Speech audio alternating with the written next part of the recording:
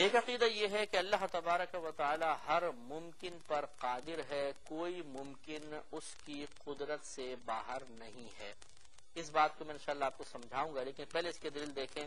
دلیل دیکھیے کہ آل عمران کی آیت نمبر 26 میں، اور یہ مضمون قرآن میں کئی مقامات پر بیان ہوا کہ انک علی کل شیء قدیر، بے شک تو یعنی اے اللہ تبارک و تعالی ہر شے پر قدرت رکھتا ہے۔ ان اللہ علی کل شیء قدیر کے الفاظ میں ہے کہ بے شک اللہ تعالی ہر شے پر قادر ہے۔ تو اب یہ جو اللہ تعالی ہر شے پر قادر ہے، تو شے سے کیا مراد ہے، یہ ہمیں سمجھنا بہت ہی ضروری ہے۔ اس کو یوں سمجھ لیجئے، اس آیت کے درست مفہوم کو سمجھنے کے لیے، کہ دو چیزیں ہیں، ایک محال ہوتی ہیں اور ایک ممکن اشیاء ہوتی ہیں۔ محال تو ان اشیاء کو کہا جاتا ہے کہ جو کبھی معرض وجود میں نہیں آ سکتی، وہ محال ہے۔ جو کبھی بھی وجود میں نہ آ سکے اسے محال کہا جاتا ہے، جیسے اللہ کے لیے اولاد محال ہے کہ کبھی وجود میں نہیں آئے گی۔ دوسرا خدا محال ہے کہ کبھی وجود میں نہیں آئے گا۔ معاذ اللہ ثم معاذ اللہ، اللہ تعالیٰ کو اپنے آپ کو ہلاک کر دینا یہ محال ہے، یہ کبھی یہ چیز وجود میں نہیں آ سکتی ہے، تو اسے محال کہتے ہیں۔ یہ محالات کہلاتی، جمع محالات ہے۔ اور ایک ہوتی ہے ممکن، اس کے مقابلے میں ایک چیز ممکن ہوتی ہے۔ ممکن اسے کہتے ہیں جو وجود میں آ سکے۔ اس کی دو قسمیں ہیں کہ وہ وجود میں آ چکا ہے، یہ آیا تو نہیں لیکن آ سکتا ہے، جیسے ہم اور آپ ہیں، آپ سن رہے ہیں، میں بول رہا ہوں، ہم ممکن ہیں۔ ممکن کیا ہوتا ہے، ہمارا وجود ہو سکتا ہے اور ہو بھی چکا ہے، اس لیے ہمیں ممکن کہا جائے گا۔ ہم محال تو نہیں ہیں، محال ہوتے تو ہمارے سے وجود میں نہ آتے۔ اور یہ بھی ممکن ہے کہ اللہ تبارک و تعالیٰ اس ٹیبل کو سونے کا بنا دے، اگرچہ یہ وقوع پذیر نہیں ہوا، لیکن اللہ کے لیے محال نہیں ہے۔ اگر اس بات کو مان لیا جائے کہ یہ ٹیبل سونے کی ہو سکتی ہے، اللہ تعالیٰ بنا دے، تو کوئی خرابی تو لازم نہیں آ رہی، اللہ تعالیٰ کی طرف کسی عیب یا برائی کی نسبت تو نہیں ہو رہی، کسی اسلامی عقیدے کا خلاف تو لازم نہیں آ رہا۔ جیسے اگر یہ کہا جائے کہ معاذ اللہ اللہ تعالیٰ دوسرا خدا بنا سکتا ہے، تو یہ ایک محال چیز کا ہم نے دعویٰ کیا، اور دو خدا، یہ تو قرآن و حدیث کے حکم کے بالکل خلاف ہیں، تو پھر یہ نظریہ اور عقیدہ بھی بالکل غلط ہوگا، وہ محال۔ لیکن ٹیبل کا سونے کا بنایا جانا یہ اللہ کے لیے کوئی محال نہیں ہے۔ تو معلوم ہوا کہ بعض چیزیں ممکن ہوتی ہیں، بعض محال۔ ممکن وہ جو وجود میں آ چکی ہیں یا آ سکتی ہیں، اور محال وہ اشیاء جو کبھی بھی وجود میں نہیں آ سکتی۔ آپ ذہن میں ان کے خاکہ اور فرضی طور پہ صورت پر لا سکتے ہیں، لیکن حقیقتاً وہ کبھی بھی وجود میں نہیں آئیں گی۔ اب یاد رکھیے جو اللہ تعالیٰ نے ارشاد فرمایا کہ اللہ تعالیٰ ہر شے پر قادر ہے، اس شے سے مراد ممکنات ہوتی ہیں، ممکن اشیاء ہوتی ہیں، محالات نہیں ہے۔ لہذا آیت کا مفہوم یہ ہوگا کہ اللہ تبارک و تعالی ہر ممکن پر قادر ہے، ہر ممکن شے پر قدرت رکھتا ہے۔ محالات اس کی قدرت کے تحت نہیں آتے۔ یہ جملہ نہیں کہیں گے کہ اللہ تعالیٰ محالات پر قادر نہیں ہے، بلکہ ہم یوں کہیں گے کہ یہ محالات اللہ کی قدرت کے تحت نہیں آتے۔ لہٰذا یہ سوال نہ کیا جائے کہ یہ بتائیے کہ کیا اللہ تعالیٰ اتنا بھاری پتھر بنا سکتا ہے جو خود بھی نہ اٹھا سکے، تو ہم کہیں گے یہ محال ہے، اور محال اللہ تعالیٰ کی قدرت کے تحت آتا ہی نہیں ہے۔ لہٰذا ان اللہ علی کل شیء قدیر کے تحت اس بات کو دیکھنے کی کوشش نہ کی جائے۔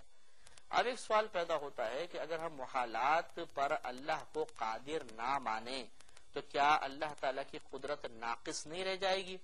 جیسے ایک شخص کے بارے میں کہا جائے بھائی یہ کام تو کر سکتا ہے، یہ نہیں کر سکتا، تو ہم کہیں گے بھائی کامل آدمی نہیں ہے، تھوڑا ناقص ہے کہ آدھا کام کر سکتا ہے آدھا نہیں۔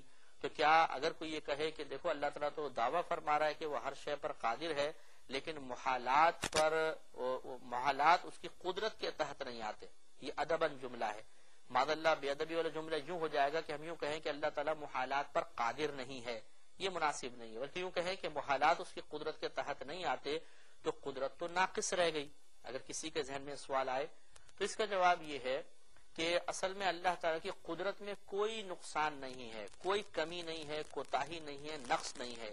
یہ محالات میں کمی اور کوتاہی ہے کہ وہ اللہ تعالیٰ کی قدرت کے تحت آنے کی صلاحیت ہی نہیں رکھتے ہیں۔ اس کو میں ایک مثال سے سمجھاتا ہوں کہ نبی کریم صلی اللہ علیہ وسلم کی تبلیغ کے بارے میں اگر کوئی آپ سے کوشچن کرے کہ یہ بتائیے کہ وہ کامل تھی کہ ناقص، تو یقیناً آپ کا عقیدہ یہی ہے اور آپ اپنی قوت ایمانی کے زور پر یہی کہیں گے کہ ہمارے نبی کریم صلی اللہ علیہ وسلم کی تبلیغ انتہائی کامل اور جامع تھی۔ اب کوئی آپ سے سوال کرے تو پھر بتاؤ کہ ابو جہل اور ابو لہب ایمان کیوں نہیں لے کر آیا؟ اگر تبلیغ کامل تھی تو کیوں نہیں ایمان لے کر آیا؟ تو آپ کا جواب یہی ہوگا کہ تبلیغ تو کامل تھی، لیکن ان بدبختوں میں اس فیض نبوت کو حاصل کرنے کی صلاحیت ہی نہیں تھی. تو جب ان میں صلاحیت نہیں ہے تو تبلیغ کامل کا کیا قصور، اس میں اس کی کیا کوتاہی؟ ان میں ہی قصور تھا کہ وہ نبی کریم کے فیض کو حاصل نہ کر سکے. بالکل اسی طرح یہاں ہے کہ اللہ تعالیٰ کی قدرت بالکل کامل ہے، یہ محالات میں کمی ہے، محالات کے اندر ایک قصور ہے کہ وہ اللہ تعالیٰ کی قدرت کے تحت آنے کی صلاحیت ہی نہیں رکھتے. اس کو ایک اور مثال سے سمجھ لیں کہ آپ نے ایک تار لگایا، اس میں 25 بلب لگا دیے، بٹن آن کر دیا، 24 بلب جلے، ایک بند ہے. دیکھا تو فیوز تھا. اب کوئی کہتا ہے کہ اگر یہ لائٹ کامل ہوتی ہے، بجلی کامل ہوتی تو پورے کے پورے 25 جل رہے ہوتے، یہ دیکھو ایک بلب کیوں نہیں جل رہا، اس کا مطلب بجلی میں قصور اور نقص ہے. تو آپ کہیں گے کہ نہیں، بجلی تو اپنے مقام پہ کامل ہے، اگر کامل نہ ہوتی 24 کیوں جلتے؟ یہ بلب کے اندر قصور اور کمی ہے کہ یہ اس بجلی کے فیض کو حاصل کرنے کی صلاحیت نہیں رکھتا، اس لیے کہ فیوز ہوا پڑا ہے. تو اسی طریقے سے اللہ تبارک و تعالیٰ کی قدرت بالکل کامل ہے، یہ محالات ہی فیوز ہیں کہ اللہ تعالیٰ کی قدرت کے تحت آنے کی صلاحیت نہیں رکھتے. تو آپ کو سمجھایا تھا کہ دو چیزیں ہوتی ہیں، ایک ممکن اور ایک محال، یہ آپس میں ضد ہوتے ہیں. جس کا وجود، جو چیز وجود میں آ سکے، سمجھ لیجئے وہ ممکن ہے، چاہے وہ آ چکی ہو یا کبھی آئندہ زمانے میں آ سکتی ہو. اس کا وجود میں آنا شریعت نے ناممکن قرار نہ دیا ہو، اسے ممکن کہہ دیا جاتا ہے. اور جس کا وجود میں آنا ہمیشہ ہمیشہ ناممکن ہو، کبھی نہیں ہو سکتا، اسے ممتنع یا محال کہا جاتا ہے. جیسے دوسرے رب کریم کا، دوسرے اللہ خدا کا ہونا، یا جیسے کہا جاتا ہے کہ معاذ اللہ ثم معاذ اللہ، اللہ تعالیٰ کا جھوٹ پر قادر ہونا، کسی گناہ پر قادر ہونا، یہ کبھی بھی نہیں ہو سکتا. جب نہیں ہو سکتا تو اس کو محال کہا جائے گا، ممتنع کہا جائے گا. تو یہ آپ کو سمجھایا تھا کہ جو اللہ نے ارشاد فرمایا کہ ان اللہ علی کل شیء قدیر، بے شک اللہ تبارک و تعالی ہر شے پر قادر ہے. تو یہاں شے سے مراد صرف ممکنات ہیں، محالات مراد نہیں لیں گے، کیونکہ محالات جتنی بھی چیزیں ہیں ان میں ذاتی اعتبار سے ایسا نقص، ایسی کمی، ایسی کوتاہی پائی جاتی ہے کہ وہ اللہ تبارک و تعالیٰ کی قدرت کے تحت آنے کی صلاحیت ہی نہیں رکھتے ہیں. اور اس کی وضاحت ہم نے کر دی تھی کہ ان کا اللہ تعالیٰ کی قدرت کے تحت نہ آنا ان کی اپنی کوتاہی اور قصور کی بنا پر ہے. اس سے اللہ تبارک و تعالیٰ کی قدرت میں کوئی کمی یا نقص پیدا نہیں ہوگا. اسی سے ضمن یہ مسئلہ بھی معلوم ہو گیا. ہم اپنے مسائل کو آگے لے کے چلتے ہیں کہ دو باتیں پتہ چلی. پہلی بات تو یہ کہ ممکن وہ شے ہے جو معارض وجود میں آ سکے. ضروری نہیں ہے کہ ہر ممکن وجود میں آ بھی جائے، یہ ضروری نہیں ہے. جیسے مثال کے طور پر کسی کا، جو مثال کے طور پر میں یہ اٹھا کر اور یہ کیمرے میں مار دوں، ممکن تو ہے، لیکن انشاءاللہ میرا ذہن اس حد تک کبھی انشاءاللہ نہیں جائے گا کہ اٹھا کر مار دیا جائے. تو یہ ایک ایسا ممکن ہے کہ جو اپنی ذات کے اعتبار سے محال تو نہیں ہے، اس لیے ممکن کہیں گے، لیکن کیا بھی کبھی یہ وجود میں آ سکتا ہے؟ کیا کبھی ایسا واقع ہو سکتا ہے؟ تو ہماری عقل یہی کہتی ہے کہ نہیں. ایک ذی شعور، ذی عقل انسان کسی چیز کو اٹھا کر بلا وجہ کیمرے وغیرہ پر نہیں مارے گا. اسی طرح ہزارہا ممکنات ہیں کہ ہم ان کو ممکن کہیں گے، لیکن ضروری نہیں ہے کہ وہ معرض وجود میں آ جائیں. جیسے پوری دنیا کو سونے کا بنا دینا، یہ اللہ تبارک و تعالیٰ کے لیے کوئی مشکل نہیں ہے، ممکن ہے، لیکن صحیح احادیث کریمہ وغیرہ یہ بتاتی ہیں کہ ایسا کبھی ہوگا نہیں. یہ دنیا اسی حالت میں رہے گی حتیٰ کہ قیامت قائم ہو جائے گی.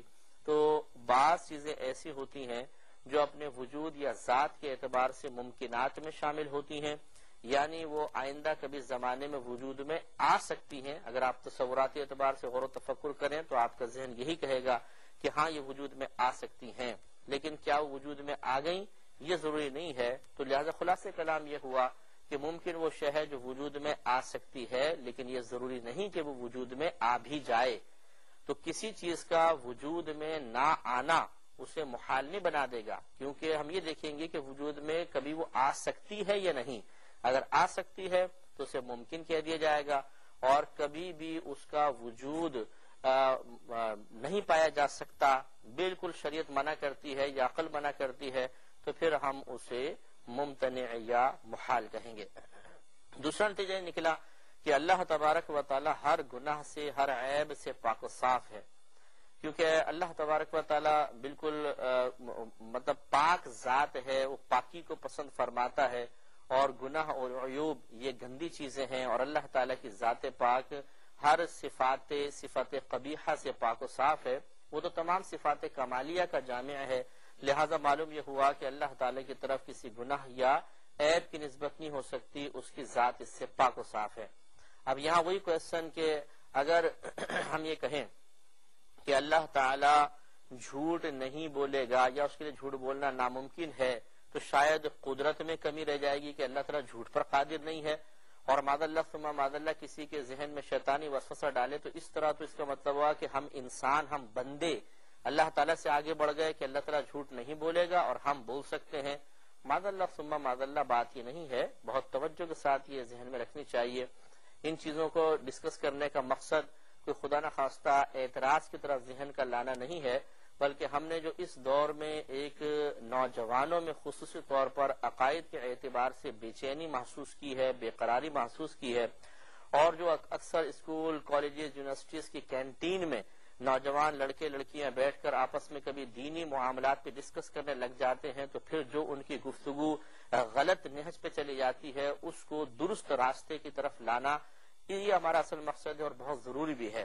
لہٰذا اگر کوئی آپ سے یہ کوشچن کرے کہ یہ بتائیے کہ اللہ تعالیٰ جھوٹ بول سکتا ہے کہ نہیں، تو آپ کہیں گے معاذ اللہ ثم معاذ اللہ، ہمارا رب اس سے پاک و صاف ہے۔ اب اگر وہ یہ کہیں کہ اچھا اللہ تعالیٰ فرماتا ہے ان اللہ علی کل شیء قدیر، بے شک اللہ تعالیٰ ہر شے پر قادر ہے، تو آپ فوراً جواب دیجیے گا کہ یہاں شے سے مراد ممکن ہے، محال نہیں، اور اللہ تعالیٰ کے لیے جھوٹ بولنا محال ہے، یعنی کبھی ہمارے سے وجود میں آ ہی نہیں سکتا، لہٰذا اللہ تعالیٰ جھوٹ نہیں بولے گا اور اس کے لیے ممکن ہی نہیں ہے جھوٹ بولنا۔ اب اگر کوئی یہ کہے تو اچھا، اس کا مطلب تو یہ ہے کہ اللہ تبارک و تعالیٰ کا قادر ہونا ناقص رہا، اس میں کمی آ گئی، تو پھر آپ وہی جواب دیں گے جیسے ہم نے آپ کو سمجھایا کہ اس سے اللہ تعالیٰ کی قدرت میں کوئی کمی یا نقص واقع نہیں ہوگا، بلکہ ان گناہوں اور عیبوں میں ایسی کمی ہے، ایسی کوتاہی ہے کہ یہ تحت قدرت آنے کی صلاحیت نہیں رکھتے۔ اور پچھلے پروگرام میں 2 مثالیں دے چکا ہوں، ایک نبی کریم صلی اللہ علیہ وسلم کی تبلیغ دین کے بارے میں، دوسرا آپ کو بجلی کی مثال دی تھی کہ ایک وائر میں اگر آپ 25 بلب لگائیں، 24 جل رہے ہیں، ایک بند ہے، تو 25واں کیوں نہیں جل رہا؟ یہ کیوں بند ہے؟ کس کا قصور ہے؟ کہ بجلی کا قصور ہے یا اس بلب کا قصور ہے؟ تو کوئی بھی بجلی کا قصور نہیں کہے گا، بلب کا قصور کہے گا کہ اس کو بجلی سے اکتساب کی صلاحیت نہیں، کیونکہ یہ فیوز ہے۔ تو اسی طریقے سے جتنے بھی گناہ ہوتے ہیں، عیوب و نقائص ہوتے ہیں، یہ سمجھ لیں فیوز چیزیں ہیں کہ اللہ تبارک و تعالیٰ کی قدرت کے نور کے تحت آ ہی نہیں سکتے ہیں۔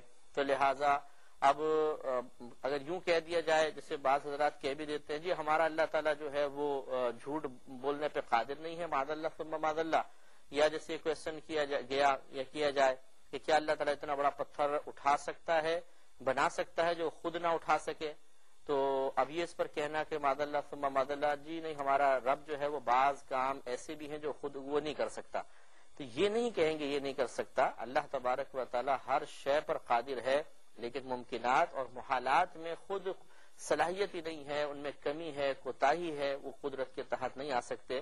اس طریقے سے انتہائی ادب کے ساتھ آپ اللہ تبارک و تعالیٰ سے ان چیزوں کی نفی بھی کر لیں گے، محالات کی نفی، اور انشاءاللہ اللہ تعالیٰ کی طرف عاجز ہونے کی نسبت بھی نہیں کی جا سکے گی۔